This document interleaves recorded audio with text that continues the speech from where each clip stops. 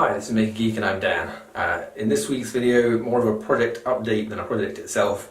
I spent the last 2 weeks working on this bathroom and there's still more to go because I just can't help myself customizing things exactly the way I want them, and that makes a lot more work.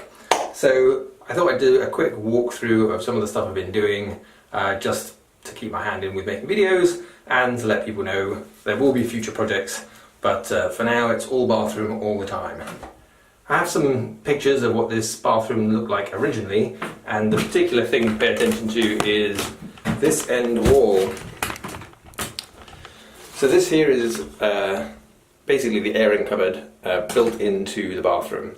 So you have a door to your airing cupboard, there's a water tank behind here. Now in the original bathroom this was all wall, and within the airing cupboard there is a partition about here that blocks off. So the airing cupboard is all this side, then there's a partition, and what I discovered at some point a few months ago was that in here all of this was essentially empty volume that would have been completely boxed in. There was a few pipes running through the centre, but all of the central heating stuff is down at the bottom here. There was a little hatch to give you access to that. But above here was pretty much empty volume. So the first thing I wanted to do as part of renovating this space was to give ourselves some of that back. So I've had to cut this out, create shelf rails. I've boarded all the inside of this, and this will all have fascia on it. Ultimately I'll build out shelves, obviously not done yet.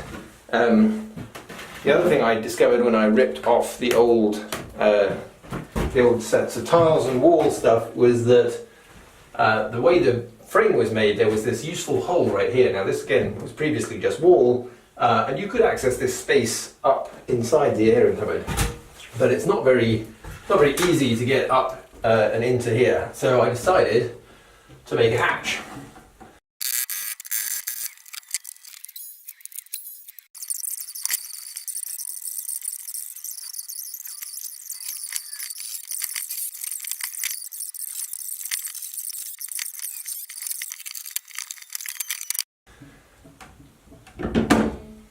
So now I will create a full shelf across here, which will give us better access to this space, this volume up at the top, without really losing anything from the airing cupboard. And the hinges were something I reclaimed when I redid the kitchen a couple of years ago.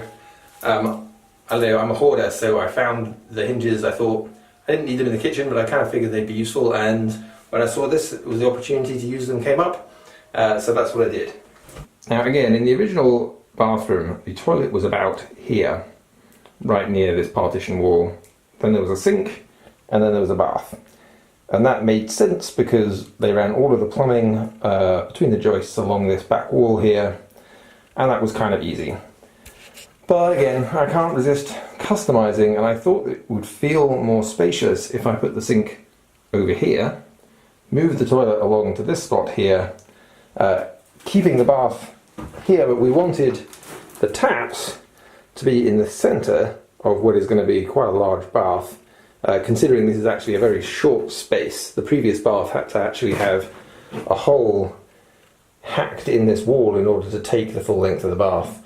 The new bath is short enough to fit wall to wall, but it's a lot wider and deeper.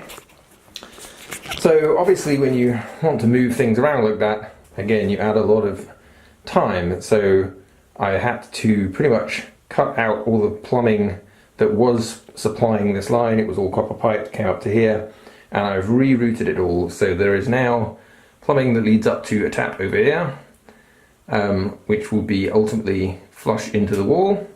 And similarly, I then ran pipes into this middle of the airing cupboard, under the floor, along a new line of the joists, up this wall, which I had to cut into to mount another tap here, which will also come flush out of this wall. That then gave me the space to shift the soil pipe for the toilet along a bit, which will hopefully mean the whole room feels a bit more spaced out. That's the theory anyway. As part of doing that, I also replaced pretty much all of the floor. A lot of the old board that was down here had really blown from years, I guess, of leaks and moisture and such. So most of these boards had to be cut new, which is why 2 weeks on, this is how far I am. As you can see, I've done a certain amount of the tiling.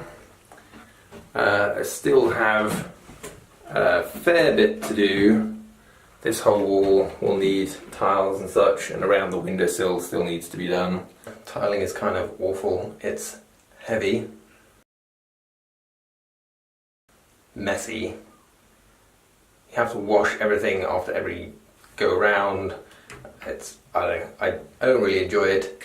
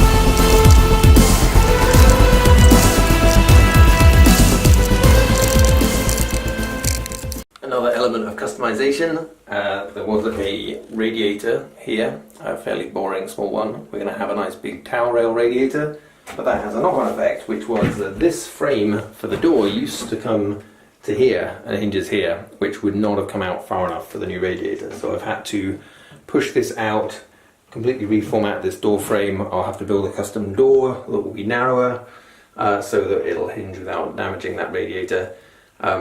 As I say, when you want things exactly the way you want them, then it takes a lot more work. The other effect of all of this work for the last 2 weeks, whilst I've been on holiday, has been kind of a trail of destruction. I may have mentioned before that I am not a very tidy person. Let's say that's probably an understatement. I'll say charitably that I'm quite task focused, so when I have a big project like this, I kind of just do whatever is the minimum to get me progressing on the project, which means putting things down in various places, and, well, you'll see. Viewers of a nervous or tidy disposition should probably look away now.